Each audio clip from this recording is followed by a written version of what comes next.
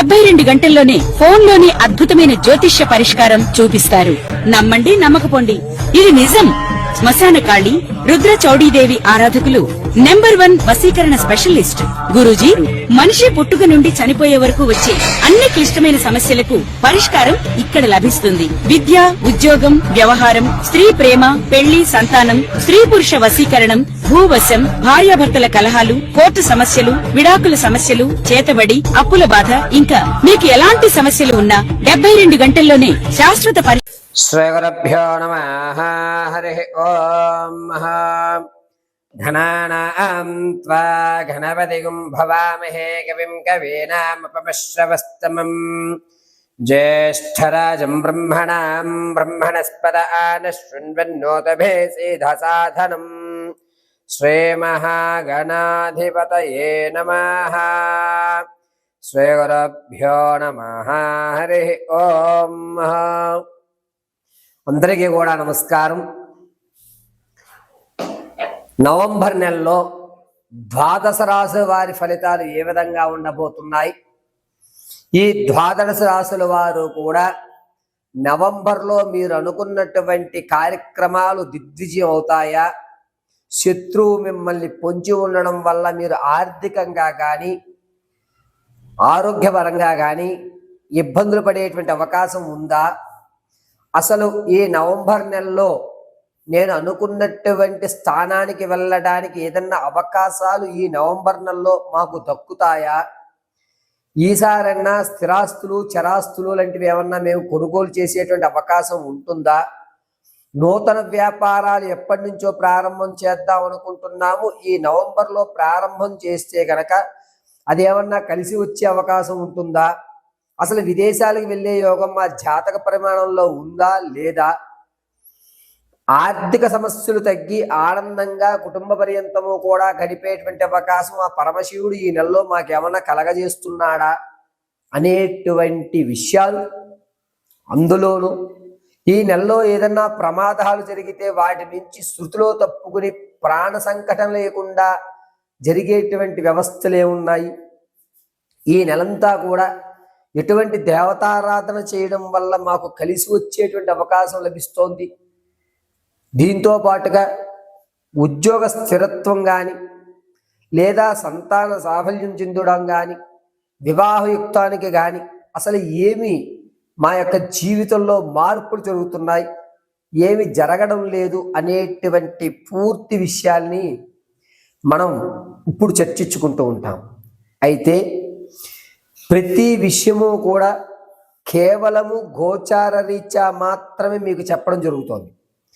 వ్యక్తిగతమైనటువంటి జాతకం అనేటువంటిది వేరు, గోచార జరిగేటువంటి జాతకము వేరు.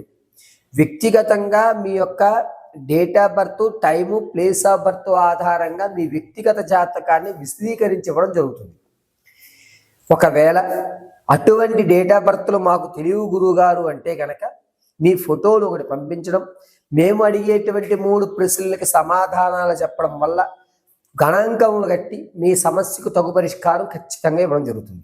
కాబట్టి ఈ నవంబర్ నెలలో ద్వాదశ రాశుల ఫలితాలు ఏ విధంగా ఉంటాయి అనేది మనం ఎప్పుడు విడివిడిగా ఏ రాశికి ఆ రాశిగా మనం వివరణ విశదీకరించుకుని చక్కగా మాట్లాడుకుందాం. పరమేశ్వరాత్మ. నమో వ్రాతపదయే నమో గణపతయే నమో ప్రథమపదయే నమో స్వస్థలం భౌతరాయ ఏకదంతాయ విఘ్న వినాశన శివసుతాయ శ్రీవరదమూర్తయే నమో నమః. పార్వతీ పరమేశ్వర ప్రియపుత్ర మహాగణాధిపతి అనుగ్రహ కటాక్ష సిద్ధిం.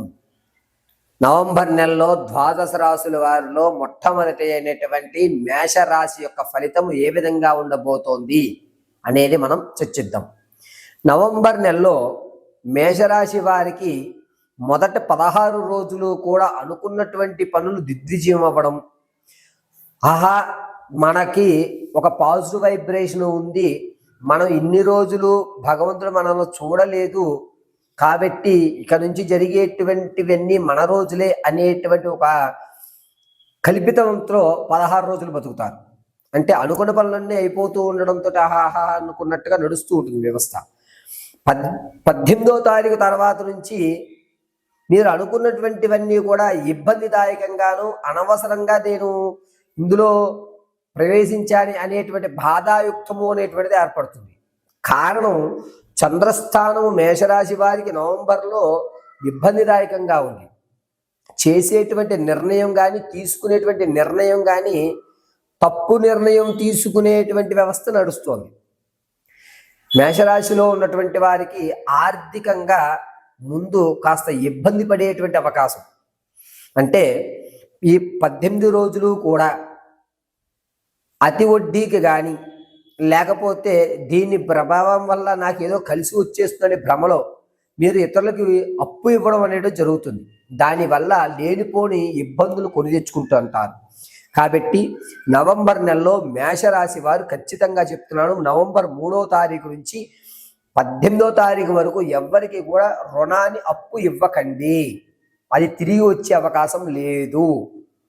నమ్మించి మీ యొక్క ధనాన్ని ఇతరులు కాచేసేటువంటి అవకాశం ఏర్పడుతుంది. ఇక రాజకీయ నాయకులకైతే మాత్రం సొంత గూటికి చేరిపోయేటువంటి అవకాశం ఏర్పడుతుంది. రాజకీయంలో మీ యొక్క పార్టీ వాళ్ళు మిమ్మల్ని కించపరచడం, దానితో మీరు మానసిక వ్యాధి కలిగి నేను అనిపించుకోవడం ఏంటి, నాకు జనాల్లో ఎక్కువ ఆదరణ ఉంది కదా అని చెప్పి మీరు మీ యొక్క సొంత గూటికి మళ్ళా తిరిగి వెళ్ళిపోయేటువంటి అవకాశమే లభిస్తుంది. ఇక విద్యార్థులు కానీ సినీ పరిశ్రమలో కానీ కళా పరిశ్రమలో కానీ సంగీత సాహిత్యాల్లో కానీ తమ ప్రయత్నాలు చేస్తూ ఇన్ని రోజులు కూడా నిరుత్సాహం ఎవరైతే పడ్డారో వారు ఉత్సాహవంతంగా ఒక మంచి అవకాశం అనేటువంటిది 23వ తారీఖున వచ్చి 28వ తారీఖు మధ్యలో ఏం కాదు మేము ఉన్నాము, మేము చూపిస్తాము, పలానా వాళ్ళు కలు అని చెప్పి మీకు అభివృద్ధి చెందడానికి కావలసిన దారులన్నీ కూడా ఏర్పరిచేటువంటి అవకాశం ఏర్పడుతుంది. ఇక రియల్ ఎస్టేట్లో కానీ స్టాక్ మార్కెట్లో కానీ ధనం పెట్టుకుందాం అనుకుంటే కనుక కాస్త ఆచితూచి ధనాన్ని పెట్టుకోండి. ఎందుకంటే ఈ మేషరాశి వారికి అంత యోగదాయకంగా లేదు. ఒకవేళ మీరు పెట్టుబడులు పెట్టినా అది లాభపడేటువంటి అవకాశం ఎక్కడా కనిపించట్లేదు. కేవలము పెట్టేసి వదిలేయడమే తప్ప దాని నుంచి మీరు ఆశించడం అనేది అసంభవము. ఎవరైతే విద్యార్థులు ఉంటారో వీరికి జ్ఞాపక శక్తి పెరుగుతుంది. ఇతర కార్యక్రమాల్లో కూడా మీరు మీ యొక్క ప్రజ్ఞని చూపించి ఓహో ఇతను ఇది కూడా చేయగలుగుతాడు అనేటువంటి ఒక మాట అయితే తెచ్చుకుంటూ ఉంటారు. విదేశాలకు వెళ్ళాలి అనుకున్నటువంటి వారికి మాత్రం కాస్త మంచి పరిణామంగానే చెప్పచ్చు. అది కూడా 15వ తారీఖు నుంచి 22వ తారీఖు మధ్యలో మంచి అవకాశం అనేటువంటిది కలుగుతోంది. ఇక మేషరాశిలో ఉన్నటువంటి వారు వ్యాపారం ప్రారంభం చేద్దామని అనుకుంటున్న వారికి తోళ్ల పరిశ్రమ కానీ మాంసకృతువులకు సంబంధించి కానీ ఈ ఫిష్ ఫుడ్కి సంబంధించి కానీ అద్భుతంగా కలిసి వచ్చేటువంటి అవకాశం. మీరు వ్యాపారం ప్రత్యక్షంగానే చేయండి, పరోక్షంగా అవసరం లేదు, కాస్త కలిసి వస్తుంది, నిలబడతారు. ఉద్యోగుల విషయానికి వస్తే కనుక ఈ నెల కూడా ఉద్యోగం వచ్చేటువంటి అవకాశం అంతగా లాభించడం లేదు. ఎక్కడో ఏదో తప్పు జరుగుతోంది, నువ్వు మళ్ళా ఆ సర్టిఫికేట్ తెచ్చుకునేటువంటి అవకాశం కోసం ఎక్కువ ఆలోచన జరుగుతుంది. మీరు ఫేక్ సర్టిఫికెట్స్ పెట్టినా లేకపోతే మామూలు మీ సర్టిఫికెట్లో అన్నా సరే మీరు అనుకున్నటువంటి స్థాయి ఉద్యోగం కాకుండా కింద స్థాయి ఉద్యోగం అనేటువంటిది ఈ నెల 11వ తారీఖు నుంచి ప్రారంభం చేసుకుని 21వ తారీఖు మధ్యలో జరిగేటువంటి అవకాశం ఏర్పడుతుంది. స్త్రీల విషయానికి వస్తే ఆనందకేలి విలాహాల్లో కానీ నూతన కార్యక్రమాల్లో కానీ విరిగా ఎక్కువగా పాల్గొంటారు. మీదే పై చేయిగా ఉంటుంటుంది. సంతానం కోసం ఎవరైతే చూస్తున్నారో వారికి అంత యోగదాయకంగా లేదు. ఇంకొక విషయం కూడా చెప్తాను, ఎవరైతే ప్రసవానికి ఉన్నారో వారు పుత్రికా సంతానాన్ని కలిగే అధికారం లభిస్తోంది. కానీ జనించేటువంటి శిశువు కాస్త ఇబ్బందిదాయకంగా, అంటే పేగు మెల్ల వేసి పుట్టడమనో లేకపోతే కాస్త డైజెస్టివ్ ప్రాబ్లంతోటో శిశుజనం అనేటువంటిది జరుగుతుంది. వివాహం కొరకు ఎవరైతే చూస్తున్నారో వారికి ఉత్తర దిశగా వివాహం వచ్చేటువంటి అవకాశం లభిస్తున్నాయి. వరుడు మంచివాడు, వధువు కూడా మంచి అమ్మాయి వచ్చేటువంటి అవకాశాలు కలుగుతున్నాయి. మా పిల్లవాడు అని మాట కాగుడితో, అంటే కట్నాలు కానుకలు సంబంధించిన విషయాలన్నీ కూడా చర్చించుకుని ఓకే ఇన్ని రోజులు వేచి చూస్తున్నటువంటి కళ్యాణ గడియలు మనకు వస్తున్నాయి అనేటువంటి ఒక ఆనందకేలితో మాత్రం వివాహితులు మాత్రం ఉంటారు. భార్యాభర్తల మధ్య ఇబ్బందులు కలుగుతూ ఎవరైతే కోర్టు వరకు మీ యొక్క సమస్యలకు వెళ్ళారో ఆ సమస్యల నుంచి పరిష్కారం లభిస్తుంది. తాత ముత్తాతల నుంచి లభించేటువంటి ఆస్తి ఏదైతే ఉందో అది వచ్చేటువంటి అవకాశం చాలా తక్కువగా ఉంది. మిమ్మల్ని ఇబ్బంది పెట్టి మధ్యలో వాళ్ళు ధనాన్ని తినడమే తప్ప పూర్వీకుల నుంచి వచ్చేటువంటి ఆస్తి మీకు లభించేటువంటి అవకాశం చాలా అంటే చాలా తక్కువగా ఉంది. మధ్య దళారులను మాత్రం నమ్మకండి. ఆరోగ్య విషయానికి వస్తే కనుక మేషరాశి వారికి ముఖ్యంగా గొంతుకు సంబంధించి దగ్గర నుంచి పేగులు వరవడము, ఎసిడిటీ అనేటువంటిది పెరగడము, స్టమక్లో కొంచెం ఇబ్బంది కలగడం అనేటువంటి అవకాశాలు ఎక్కువ లభిస్తున్నాయి. ఈ మేషరాశి వారు నవంబర్ నెలంతా కూడా ఈశ్వరారాధన చేయడం, బిల్వాన్ని భస్మాన్ని తీసుకుని సాయం సంధ్య వేళ ఈ శివాలయ దర్శనం గావించుకుని ఈశ్వరుడి మీద భస్మము ఆ బిల్వాన్ని బోర్లించి ఓం క్లీం రుద్రాయ నమః అని 54 సార్లు పట్టించుకుని ఆ భస్మాన్ని మళ్ళా కాస్త తెచ్చుకుని తర్వాత రోజు ఉదయాన్నే మీరు ఇలా అడ్డంగా ధరించగలిగితే కనుక పరమశివుడు అనుగ్రహంతో ఆయురారోగ్యాలు కలుగుతాయి. అంతేకాకుండా ఈ యొక్క మేషరాశి వారు సోమవారము, గురువారము, ఆదివారము నీలం వస్త్రం వేసుకోవడం ప్రాధాన్యం. నిత్యము కుదిరినంత వరకు కూడా ఈశ్వరారాధన చెయ్యండి. పరమేశ్వరుడు మిమ్మల్ని రక్షిస్తూ ఉంటాడు.